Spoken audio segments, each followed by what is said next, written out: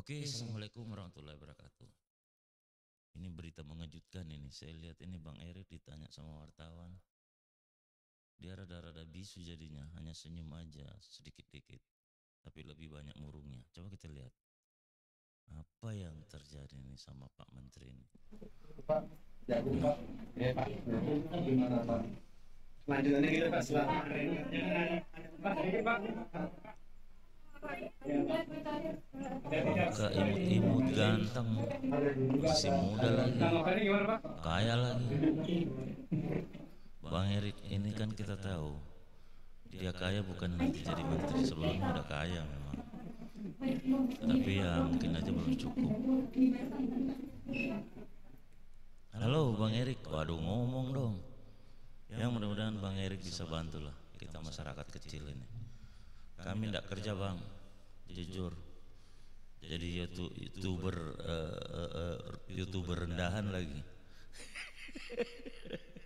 YouTube-nya dapat Rp1 per hari. Kirain jadi youtuber itu langsung kaya itu. Ternyata satu video dapatnya udah tinggi sekali Rp1.000. Menontonnya dikit kok, ini kan baru kita serius dikit. Aduh. Ya Bang Erik senyum, semangat dan semoga tidak terlibat. Tapi kalau tidak terlibat susah. Kalau tidak ambil duit bisa saja. Kan Bang Erik udah banyak duit kan. Ya walaupun saya juga sempat lihat aliran dana sampai 50 berapa ya 50 miliar per bulan. Waduh, nalar saya ndak bisa terima gitu loh. Sebagai seorang Erik yang sudah kaya, seorang menteri, sudah berapa tahun di zamannya Pak Jokowi ini, luar biasa. 50 miliar mau diapain itu duit ya? Itu kalau beli kerupuk di warteg itu berapaan itu? Mungkin Tanah Abang itu penuh ya. Aduh, ampun. Coba saran saya sekali-sekali lah para petinggi ini kan buka Al-Quran lah sedikit yang Muslim, buka Alkitab bagi yang Kristen, buka kitab masing-masing lah. Saya kira apa yang terjadi sekarang ini itu luar biasa. Saya banyak bicara Bang karena nganggur korban dari pemotongan anggaran itu. Kenapa saya ngomong begini? Ya stres mau bikin apa? Nggak punya kekuatan, nggak punya apa, rekening kosong. Aku nggak malu lah, pegawai rendahan tapi alhamdulillah kalau berjalan. Kami punya kebutuhan juga nggak terlalu banyak-banyak amat. Tapi sekarang, aduh, betul-betul kiri kanan cubit keluarga lah gitu. Ya malu-malu juga sih. Ya seperti Bang Erik mukanya kalau kita mau mendekat karena ya sebelum kita mendekat mereka sepertinya udah tahu. Tahu lo maksud lo gitu. Ya Bang Erik semangat. Semakin tinggi pohon semakin kencang anginnya katanya gitu ya. Aduh sudah lewat dia.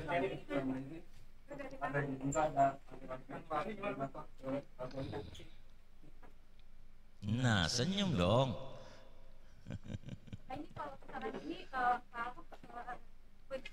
Jawab dong.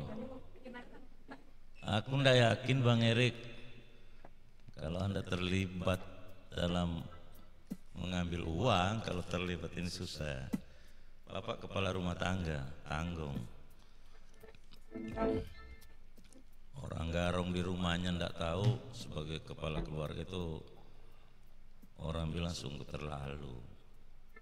Jadi tetaplah.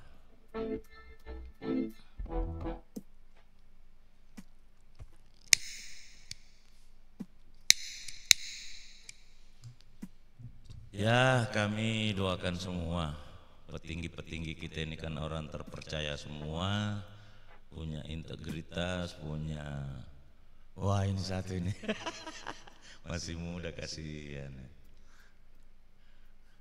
Kalau dulu kita bilang hebatnya banyak duit masih muda, sekarang aduh mahal itu gelang. Itu berapa triliun harganya gelangnya itu ya.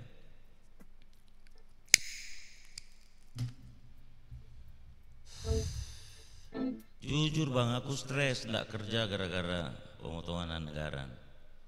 Aduh, masalahnya kita sekolah sih, kalau nggak sekolah nggak kejebak kayak gini. Kalau kita jadi petani kayak orang tua, negara mau bolak-balik mau apa, ya pengaruhnya nggak terlalu banyak.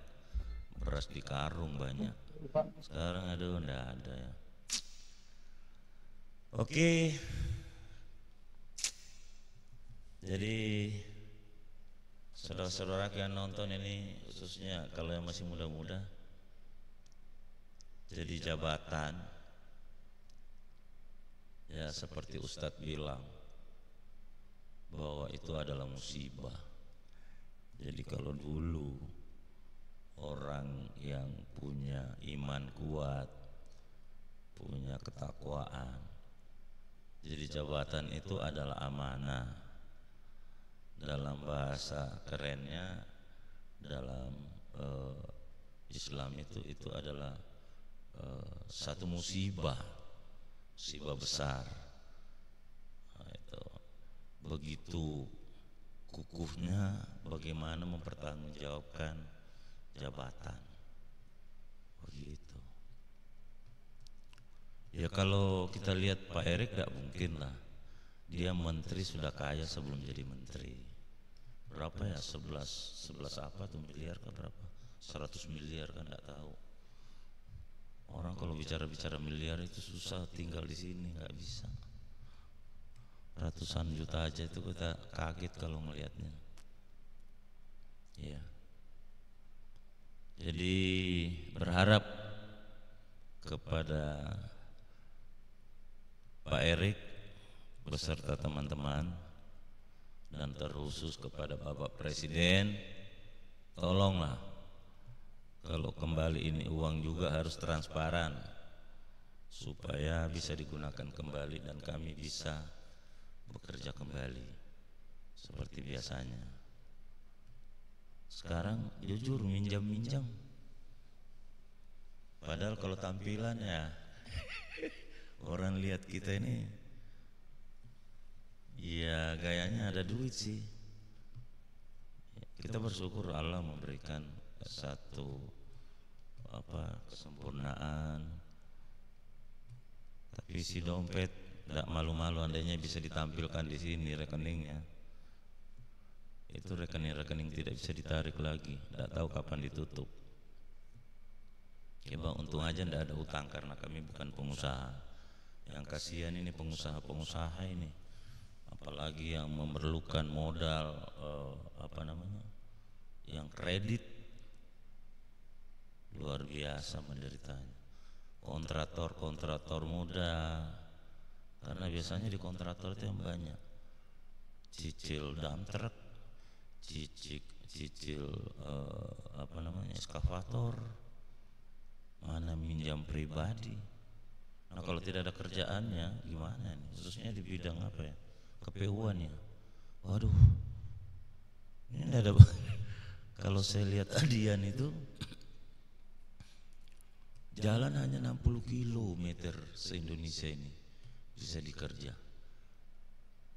60 dibagi ribuan kontraktor, jadi kira-kira kalau dibagi ya kontraktornya itu bisa kerja 10 senti satu orang. Gila ini. Aduh. Ya, untung punya keluarga petani yang masih bisa menopang kalau masalah perut. Tinggal ikannya pergi mancing.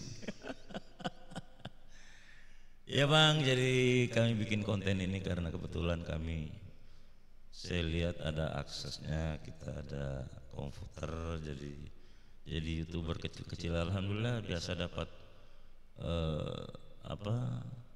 Kadang-kadang 5.000 rupiah per hari syukuri, walaupun tidak bisa ditarik, tapi kan masih ada harapan ke depan.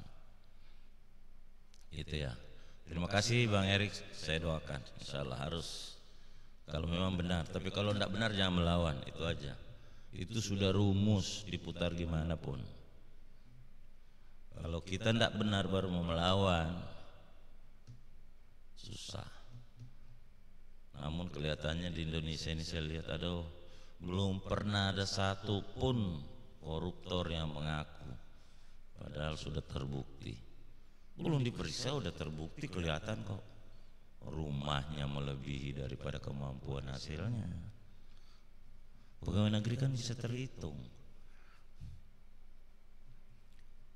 Itu kalau kecil-kecilan kan paling SPPD yang bisa ditilap. Berapa sih? Ketimbang, aduh. Jadi ini sebenarnya koruptor itu tidak perlu belum diperiksa udah ketahuan. Gitu. Kayaknya banyak ngoceh nih karena itulah YouTube. Banyak bang korban, banyak, bukan cuma satu. Saya ribuan. Seperti pekerjaan saya sebagai pegawai kecil yang dikontrak-kontrak kalau ada kerjaan. Tapi disyukuri. Kalau dia berjalan syukur. Jadi kita berharap pemerintah gimana lah, roda perekonomian berjalan. Itu, dan itu uang korupsi itu dulu ya sekali-sekali diumumkan lah. Masa tidak pernah diumumkan, dikemanakan? Udah lama ini sejak Pak Jokowi tidak pernah. Mungkin Bu Sri Mulyani bisa umumkan, inilah uang koruptor. Ada dari Timah, ada dari Jaksa Agung itu yang pegawai Jaksa Agung yang ditemukan uang 990 sekian ratus juta, apakah miliar kah? Aduh, itu kalau lihat itu uang-uang luar biasa itu. Kalau perlu bikin program itu, uang korup itu dibagi-bagi kembali ke masyarakat. Buat modal, bukan buat bansos. Kasihan, jujur kasihan, banyak kontraktor yang menjerit, menangis, habis-habisan. Mudah-mudahan tidak pada nekat. Itu kalau sudah utang ditagih kan malu. Malu bang. Alhamdulillah utang saya habis semua, tapi rekening saya juga habis. Tidak ada. Ya utangnya sih utang kecil-kecilan bang, karena tidak bisa beli rumah. Kalau cash ya cicil. Bayangkan kerja, kita kerja 30 tahun, baru rumah saja yang kita dapat dengan mobil tua satu. Rumah tipe 40, tapi bersyukur. Ini kelihatan sih di dalamnya bagus, itu ada gelon itu. Ya kita walaupun murah, kita model-model dikit, senanglah hati. Gak ada yang mahal di sini. Oke, terima kasih. Terima kasih semua. Kita berharap semoga uang koruptor ini bisa kembali dan dimanfaatkan ke negara kembali. Dan semoga pemerintah transparan mengumumkan berapa sih didapat dari Pertamina yang kembali.